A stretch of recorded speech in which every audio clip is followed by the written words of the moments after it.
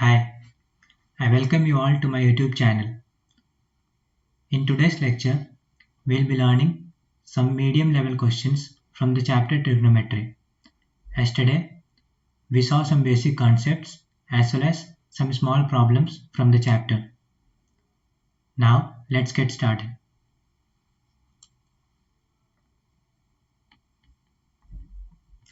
Coming to the first question, let me read the question first. In triangle PQR, right angle at Q, PQ is equal to 3 cm and PR is equal to 6 cm. Determine angle QPR and angle PRQ. So before jumping straight to the question, let me first draw the figure based on the given corresponding informations.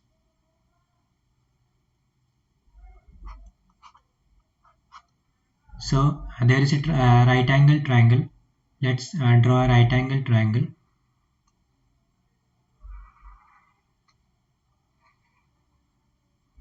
Right angle at Q. So this will be point Q. Now this will be point P and this will be R. What they have given? They have given PQ is equal to 3 cm, right? And PR is equal to 6 cm. We have to find this angle as well as this angle. Let's name this both angle as A and B for simplicity. Okay. Now come, let's solve the question. Given that, first we have to write the given things. So given PQ is equal to 3 cm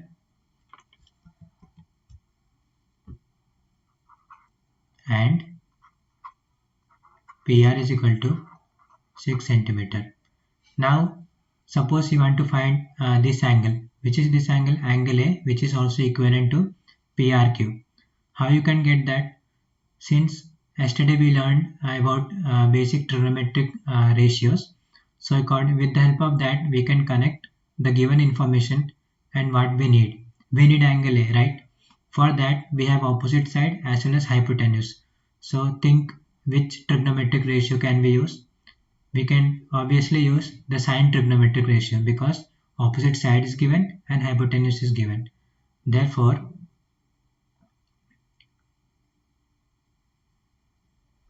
from triangle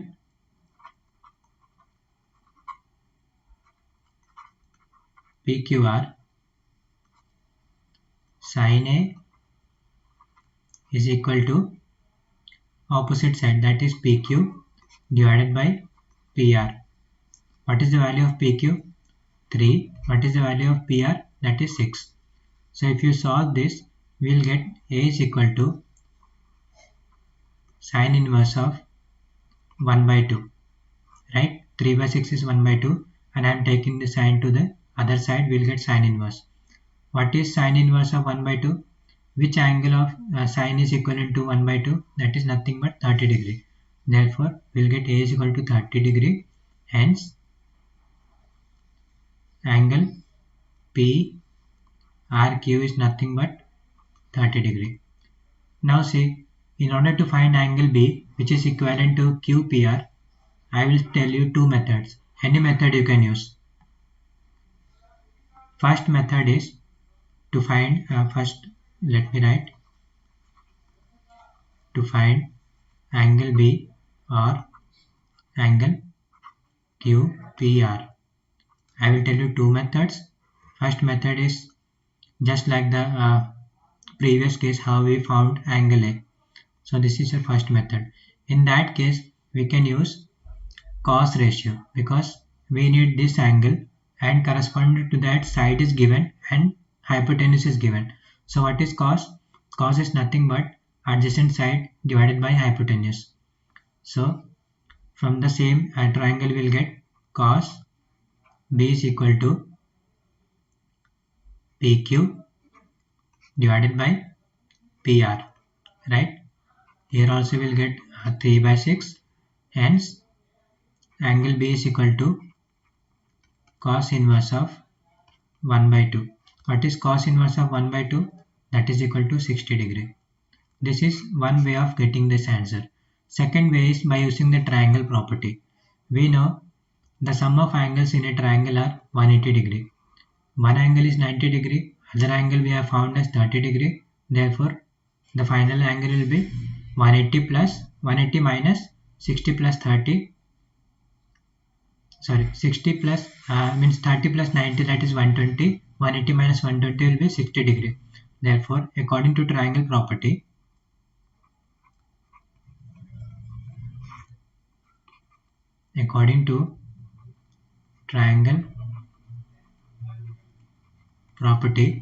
sum of all the three angles, that is PRQ plus angle QPR plus angle PQR is equal to 180 degree, right? Angle PRQ we have got as 30 degree. This angle we need QPR plus 90 degree is equal to 180 degree. From here we will get angle QPR is equal to 180 minus 120, that will give you 60 degree. Both the methods, anyone you can use, whichever is suitable for you. Okay, I hope this is clear. Let's go to the next problem. See, coming to the question number, coming to next question, see what is given. Sin 3a is equal, if sin 3a is equal to cos a minus 26, where 3a is an acute angle, find the value of a. See, yesterday we learned a concept called quadrant concept. So if anyone who does not know the concept of quadrant, kindly refer to my previous video. If you know it, it's good. We can continue from here. See, read the question properly. From question itself they are given an information that where 3 is an acute angle. What does this implies? This implies that since 3 is an acute angle, it will be anywhere less than 90 degree, right? Acute angles are always less than 90 degree. Therefore, this means that 3a will lie in first quadrant, right? This will be our quadrant and your 3a will be lying in this quadrant, right? Somewhere in the first quadrant. So, using that quadrant concept, I can either take sin 3a and convert into cos, or I can take cos and convert into sin. Anyway, it will do. So, I am taking LHS. Okay. Taking LHS, that is sin 3a. How I can write it in terms of cos? I can write it as cos 90 minus theta. 90 minus, what is theta here? It is 3a, right? If you see in this way, cos 90 minus theta is sin theta, right? Why? How did I get this? Because 90 is odd multiples of 90, and if that is the case, we have to take complementary. So complementary of cos is sin. So using that concept, I have converted into cos. Now I can substitute this in the above given question equation. Therefore, our equation becomes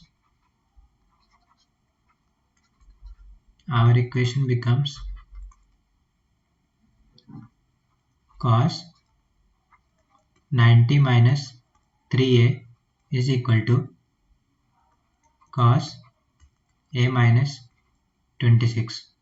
Now if I take, don't cancel this cos and this cos. It is not same as how we cancel for multiplications and all. Rather than doing that, it is advisable to take any one of the cos to the other side. I am taking this cos to this side. So I will be getting 90 minus 3a is equal to cos inverse of cos a minus 26, right? This cos inverse and cos will get neutralized. You don't have to cancel. You can directly write as 90 minus 3a is equal to a minus 26. If I do the rearrangement, I will be getting 4a is equal to 90 plus 26 will be nothing but 116. If you solve this, you will be getting a is equal to 116 upon 4, that is equal to how much? 4 2 8, 3 means 29 degree, right? Therefore, value of A is 29 degree. This is, how did I get this? I converted sine into cos. If you want, you can convert cos into sine and follow the same step, you will get the same answer. Okay, I hope this is clear to you. Now coming to the next question. See, in this case, in such kind of questions, prove that questions, what I will advise is you have to convert all the terms into basic trigonometric ratios, like try to bring everything in terms of sine and cos, and after that, after doing some few steps of simplification, we will reach our final answer. So I will tell you how to do this. Let's take the LHS side, right? We have to prove LHS is equal to 1. So taking LHS, it is sec A into 1 minus sin A into sec A plus tan A, right? This is our LHS. So instead of sec, I can write it as 1 by cos, right? Because cos is equal to 1 by sec, or vice versa. Cos 1 minus sin I am keeping as such. Sec again I am writing as 1 by cos. And how we can write tan? Tan we can write it as sin by cos, right? Sin by cos A.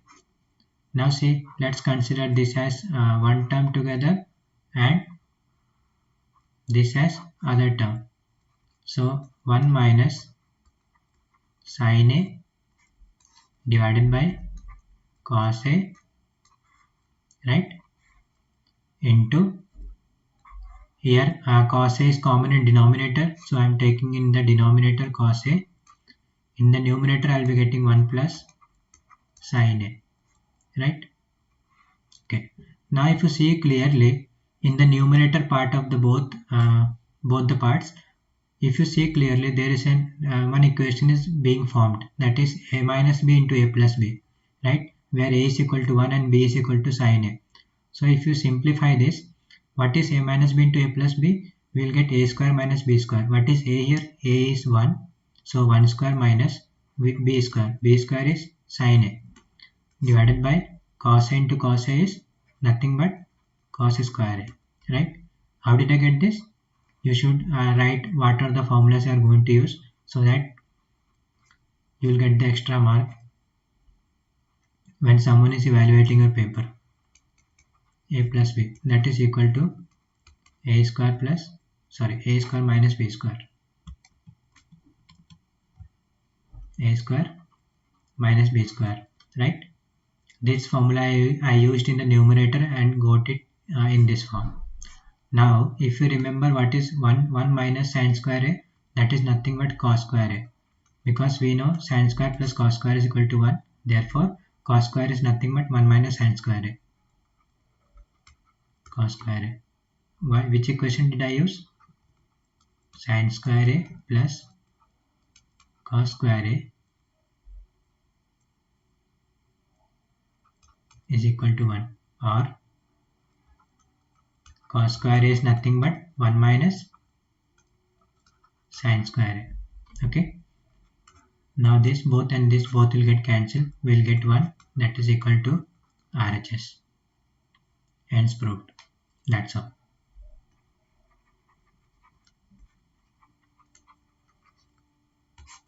Hence proved. Now coming to the last problem of this tutorial. See, this is an application level question which I have taken from a textbook. So first let's read the question. The shadow of a tower standing on a level ground is found to be 40 meters. Here it is more. 40 meters more. More when the sun's altitude is 30 degree than when it is 60 degree. Find the height of the tower. Okay. So from the question, what are the information they have given? They are telling that when sun's altitude is 30, it is casting a shadow. Means we know that whenever an object is standing in sunlight, it will have a shadow being casted. In the same way, there is a tower. Let's say this is your tower. this is the tower, this is ground. Okay, so let's name this as T. Now in the question they are telling that the shadow is 40 meters more at 30 degree than when it is at 60 degree. Now which elevation will have more, which degree will have more elevation? Obviously 60 degree will have more elevation, right? So somewhere here it will be a 60 degree and here it will be 30 degree, right? Now according to question, okay, let's name this triangle as ABC, something like that. A, B, C, D. Now they are telling that the shadow is cast at 40 meters more when it is at 30 degree. So let's say I don't know what is the shadow being casted when it is at 60 degree. So let's name this as X, this distance as X. Therefore, this BD will be X plus 40, right? Because at 30 it is 40 meters more. Therefore, this distance will be 40. Hence, this whole distance will be how much? Whole distance will be nothing but 40 plus X. Now let's come and solve the problem. Given first consider triangle. Consider triangle A, B, C and T is the tower. T is the tower. Okay. Now from this triangle C, we can easily understand that CD is equal to X, BD is equal to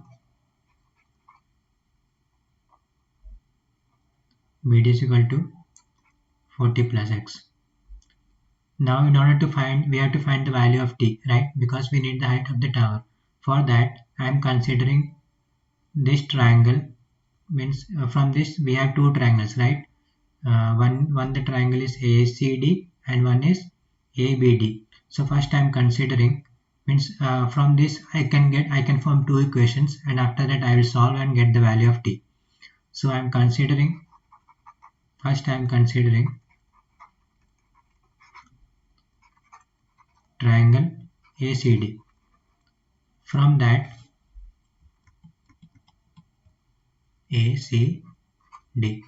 From that, if you see clearly, we have T as well as X and 60 degree. What is T and X? T is nothing but opposite side and adjacent side. So how we can connect? We can connect using tan.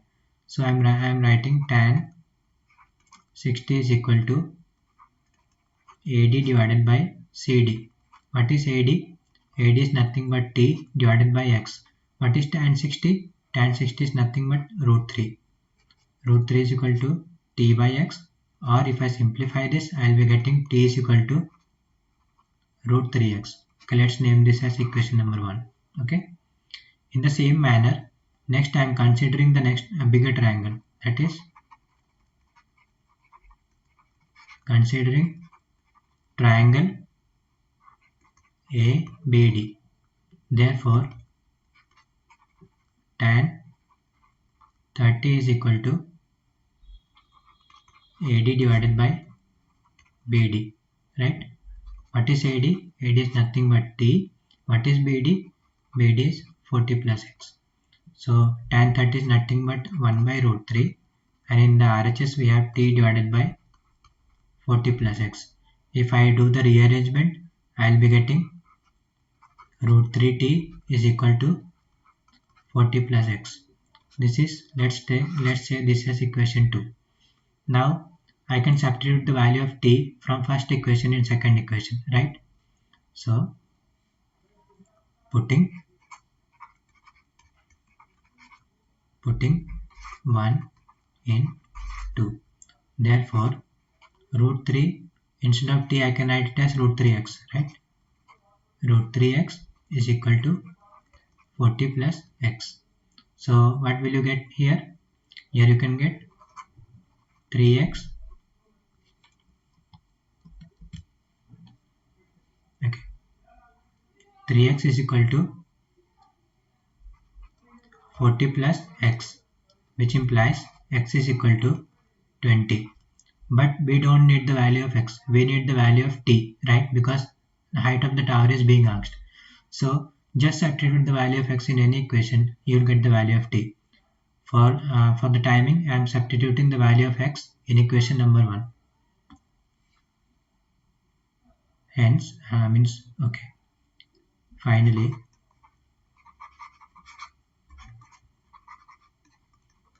putting x is equal to 20 in equation 1, we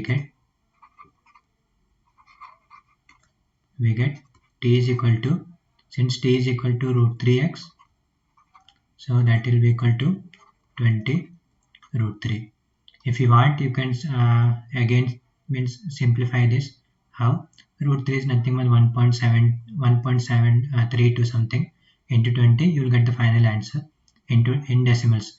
If you want, you can stop here as well. There is not at all a problem. So height of the tower is